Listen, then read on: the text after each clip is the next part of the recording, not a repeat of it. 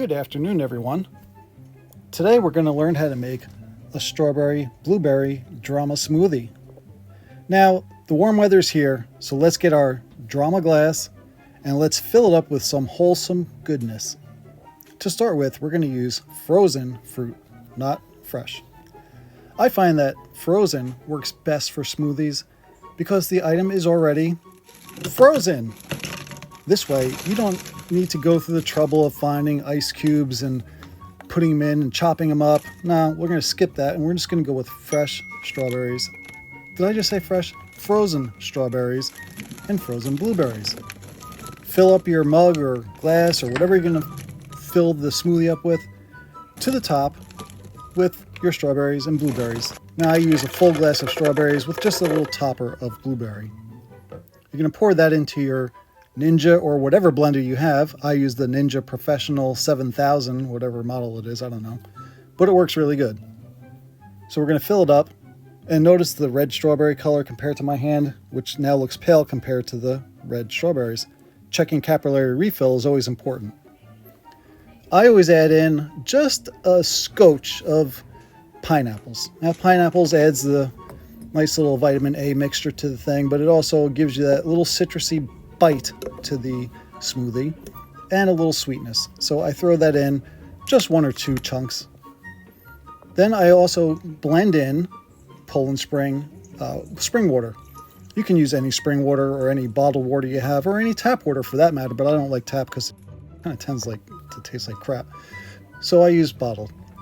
Then I'm going to throw in something controversial, which is Domino Organic Raw Sugar.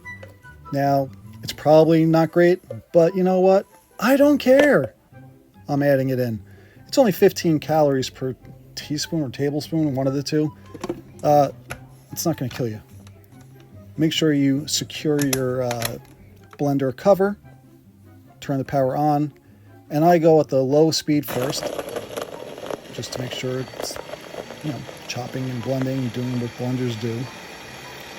I'm going to let that go for a little bit, just to start the chopping cycle.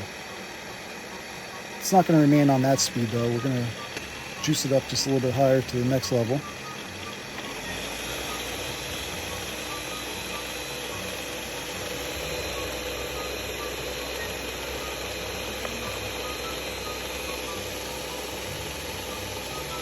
And I'm just giving you guys the full visual experience of the blending process, because this is about how long it takes. I'm not really editing too much out of the blending cycle itself, because some people, when they first start making smoothies, don't realize how long it actually does take.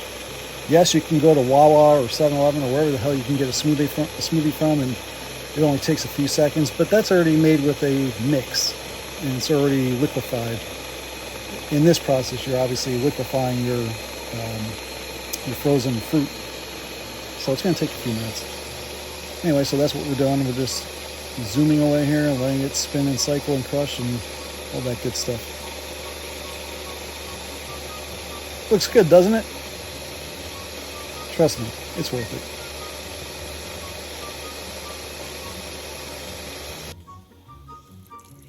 Now you can see the texture is not quite liquefied enough, so you just add a little bit of water. Don't go too crazy with it. A little bit goes a long way. And you may have to do this 2 or 3 times. Usually I get it on the second try. And you can see when it starts splattering up on the sides of the blender, glass, container, whatever you call that thing, that's when typically it's starting to get to the right ballpark that I like it at. Now some people like it more liquefied than others. I like mine sort of like a thick Slurpee. You can make it as liquefied as you want. Just keep adding water or fruit juice, whatever you want to use. I tend to not use as much fruit juice, but you could use theoretically all pineapple juice or all pear juice or all apple juice, whatever you want. I just try to limit that because that's just added sugars. Oh, and I did forget the one key ingredient that I like in mine, which is raw honey. Just a couple splashes of that. There we go. And we're back to blending.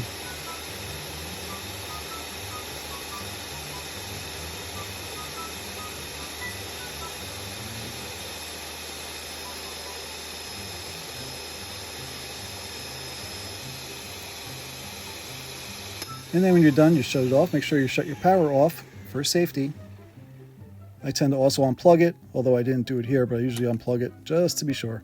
Those blades are extremely sharp. And you can see here it's kind of like a thicker than Slurpee. Oops, I missed. That's okay. That's what napkins are for, right? But it's a fairly thick consistency, but it's still, amazingly, is able to be drunk through a straw. Right there.